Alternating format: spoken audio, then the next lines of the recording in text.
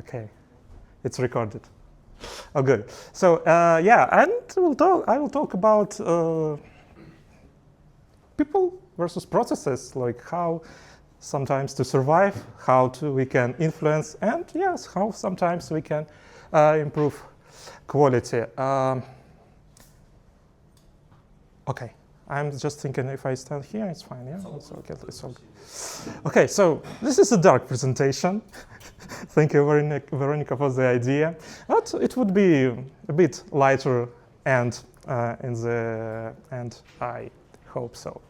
So I will talk from my experience, mostly management experience, sometimes engineering experience, because yeah, I'm managing teams in different contexts, startups, small, medium enterprise teams, okay, like last 5 years. And first of the cases would be, we have 2 silos teams, front-end and back-end. We'll take a look what can go wrong.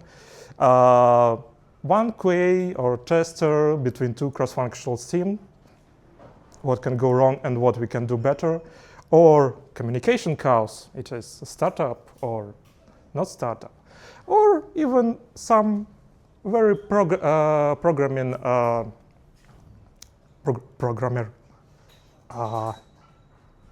not straight, but okay, some methodology we can follow and what can go wrong if we try to push it.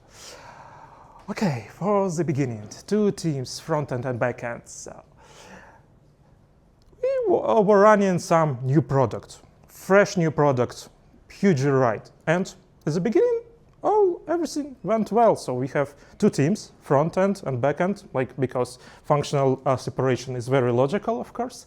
And each team's planning things separately. Everything going fine because front-end team made things in advance, but backend team started to be slow because we need more logic to work on some databases, Kubernetes, all this stuff. Frontend already did all UI and said, we are done. What are you doing here? And we often deploy from both sides, but client complains it's not working. Sad. So what could happen with this small story, front-end team is making some work on some feature, it's making some n hours, but they need to wait because we busy some previous stuff and we busy very long time. They don't will wait, they make another feature. And then after a few days later, when we have something to do, actually, they need something to rework because something from the client is not actually quite well.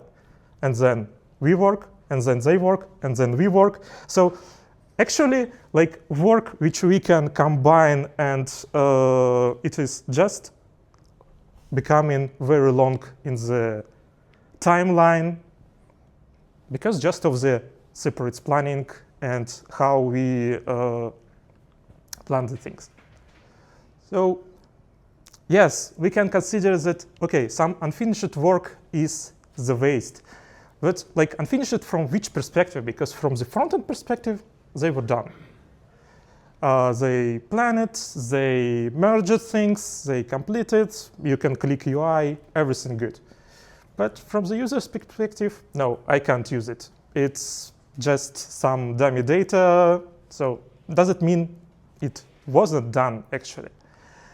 And even when our cars are finished, what is happening? So what is the result? So also this interesting thing brings new part. So the most challenging part of this wasn't actually adequately tested. And why? Because come on, we were already late. We were already late compared to the front end. And let's do some work now and then think. And it was tried to be tested, but it was wrong. And it wasn't working. Yes, it wasn't working.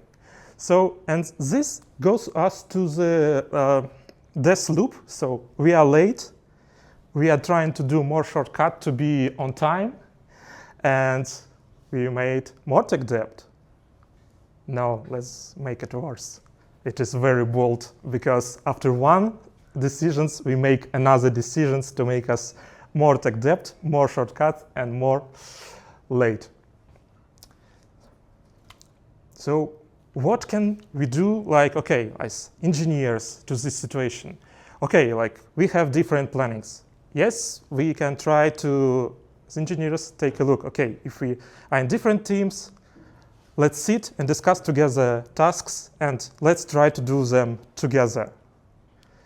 So, and bring this just in time work and more synchronous type of work. So, okay, here could be like Kanban flow approach, or Q theory can help us. Then, okay, we have some backend team, we have some cards we have to do in progress, and only after this, when it's ready, front-end team can try to work on something. And here we can much better understand, okay, where is overwork, where is waste, where bad things are happening. Another story, another context. One QA between two cross-functional teams. Yes, we thought it's a good idea if we have testers, so she needs to approve releases for two teams, because she's the only tester and two teams. And also, we want to have integration tests. And resources are limited. She can only do manual testing or write integration testing.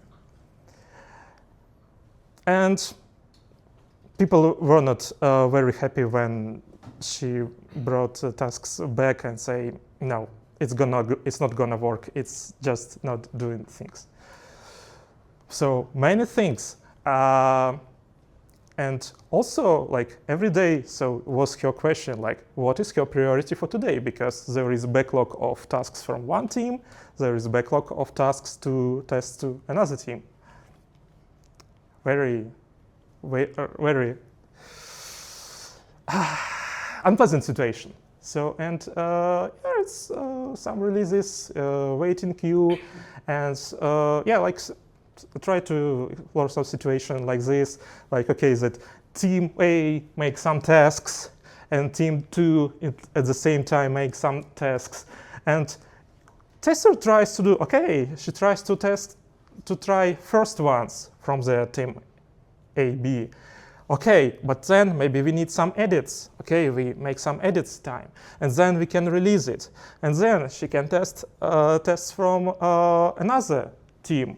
Okay, she can do this, but we so observe that like, things are also going in timeline wider and wider. So there is actually gaps when we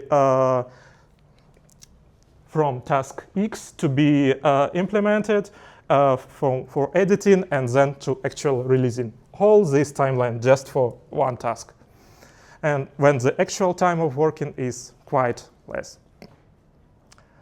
So yes, so what we can do from template perspective, we can, okay, watch to what's our returns count. So when we return tasks, okay, this is actually not good signs, that maybe we need to agree before on some stuff. And for us also worked this, okay, tests are also the code, and developers can write the code. Okay, let's help to our tester to make integration tests. And yes, we really did this, at least it doesn't solve the whole situation, but it could help, because at least we have green semaphore on the end that, okay, generally we didn't broke everything. Something is working. We can release and then test on users what is happening. And yeah, so it's also a nice idea for engineers to discuss, okay, 10 minutes with tester and engineer. So which corner cases we will test after a while. So what we can think about now and implement now, but not to do rework later. Yes. Then communication chaos. It is a lovely topic. So sometimes it's happening in startups, sometimes maybe not in startups, but no one knows who is responsible for what. And people start approaching one person, agree with one person on things, then this person agrees on something else on a second person, and actually stakeholder is the third person. He don't know anything about this, and then of course we need to tag first person because it's tech lead, it should approve something, but he doesn't know what is happening. So yeah, it happens. And I think I will be very brief here because it is a really big topic and you need to go through this. Yeah, so we can try, okay, when we have some projects, some kickoff meetings to gather as many people as we can and to understand, okay, what actually we want to do here, what actually and who will be responsible for these things. Also, parties here can solve, okay, actually, if I'm involved into 5 projects like this, maybe something can go wrong because it's too risky and I'm the only bottleneck on this. Yes, we can discuss it. And yeah, this is also about some, asynchronous communications. We are now everyone remote and not everyone on hybrid or in the office. So yes, we need some open channels where people not go to other person, but can brought a little bit more people. Yes, maybe we disturb a little bit people more, but at least they will be aware there is some problem because very often it happens even in small companies. Half of team tries to distinguish fire.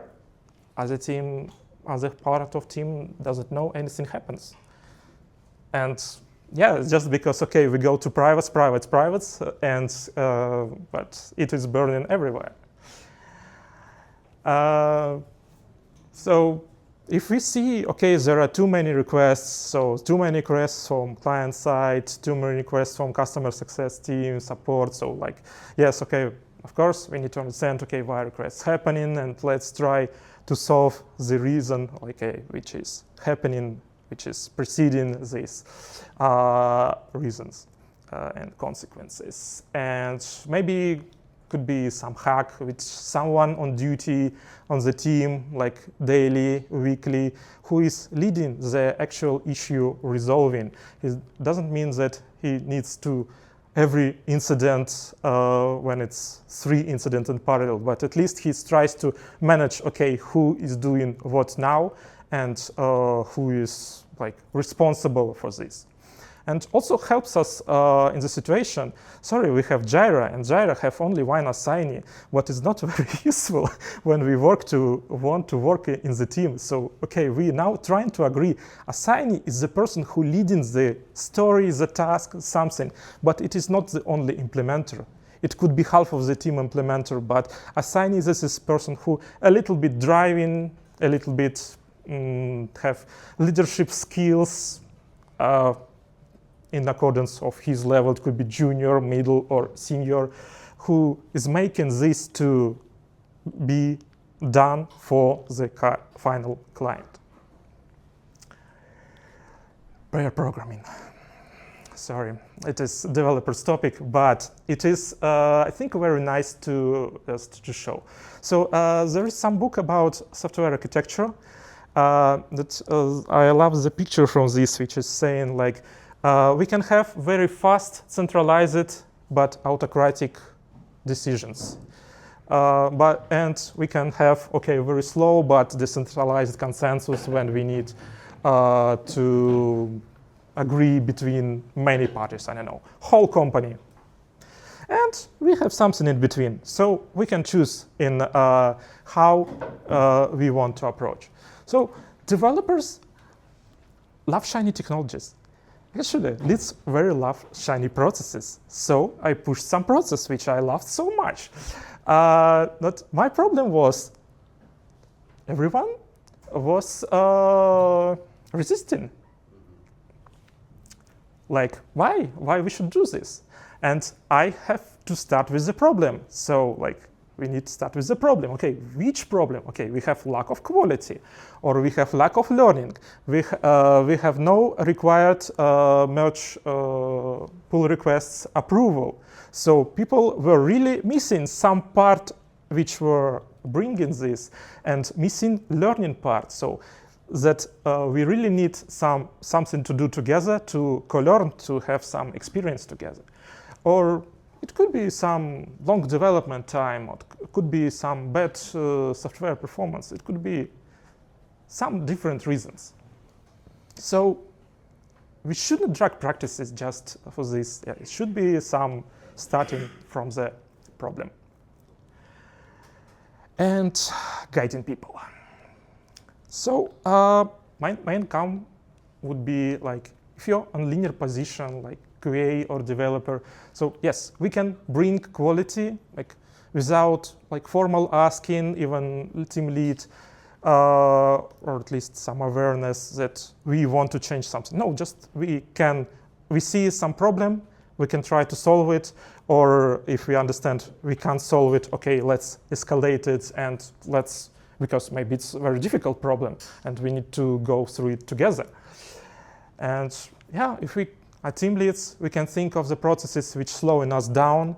And this is a very long thing when we have this long lead development, lead time. It's sometimes very not easy to measure, but sometimes even Jira tickets can show us some guidance on this. So let's take a look on this. I think that's all. So there is slides link. I also added some Kanban guide, and I also love some, for developers. If you have seen code reviews, so Dragan Stepanovic has very nice talk why performance code reviews choke in your company. Yeah, thank you. Questions? Questions? Yay, question. Yeah, so in the first topic you told like the solution would be sitting together, and I didn't quite get that. And I also wanted to ask you, isn't the asynchronous work solved by Agile? I mean, like original Uncle Bob manifesto. So when you size, when you know your team knows how type of work can be done, you can size and divide and conquer and make the features the same in length for both teams? I think we can't. I think it's very, very, very tough because like we are really very bad and like predicting this future and planning like why it was not good with like sometimes this project management, because we were not so good in planning. So we thought, okay, let's do small iterations. And small iterations, we can take a look on this. I think the problem with Agile, nobody cares about it. And you actually have to care and like take a huge interest and huge effort in doing Agile right. And then it works. Because like Scrum and all this other stuff that came later after Agile Manifesto is bad.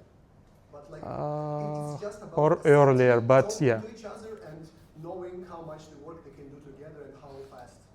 I think it's just.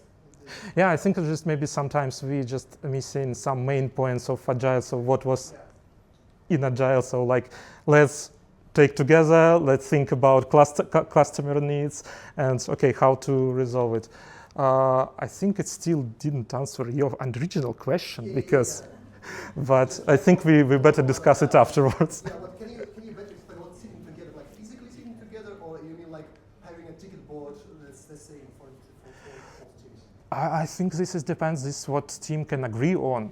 Like because I worked in full remote setups, I worked in hybrid setups, and I would say even in hybrid in the office, we can have issues with not communicating. So it is not always about physical presenting. So there is something else about shared work we want to do and how we approach to this. So basically communicate. Yes. Thanks. Cool, thank you. Let me just check if we have pizza. Thank you, Sasha. Yeah, I was staying between pizza and you. Thank you.